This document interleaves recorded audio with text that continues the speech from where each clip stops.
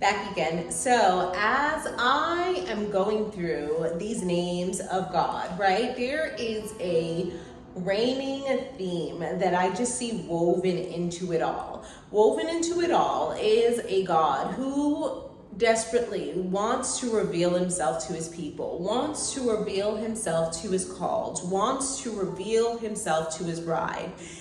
And in Matthew 16, it is no different.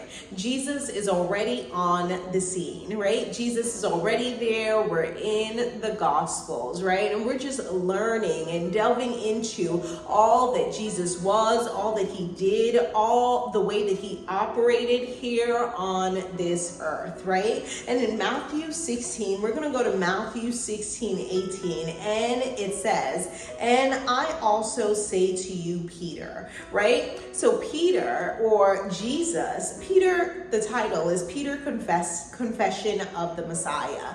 And Jesus is asking his disciples, those that have walked with him for a little bit, those that know him, and those that have been brought in, those that he wants to teach, those that he has already called to come closer to him. He is calling them to come closer to him, and he's asking them, hey, what do you say about me? So Simon Peter answers and he says, "You are the Messiah, the Son of the living God." So Simon Peter hits it right on the nail. He's like, absolutely, you are the Messiah, the Son of the living God.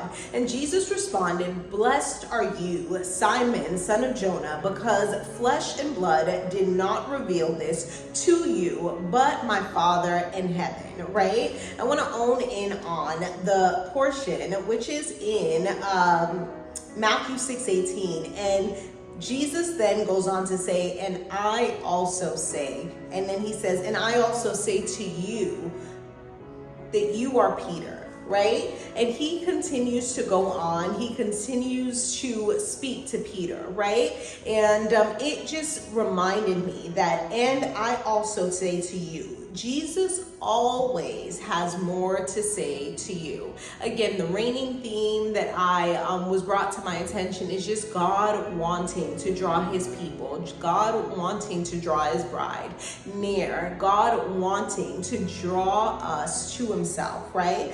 Jesus always has more to say to you. He always has more to reveal to you. He always has more to tell you about. He always has more to tell you about you, because he then goes to say, "You are Peter," right? And then he says, "You are Peter." So he has more to tell you about you, but he also has more to tell you about him and you. Him and your relationship with him. Him and you, as in him and you in unison, in unity, operating in and throughout this earth, right? More to reveal to you about you. And the list goes on and on, right? There is always more that God has spoken about you, and he wants to share that to you, and he wants to reveal it to you as well.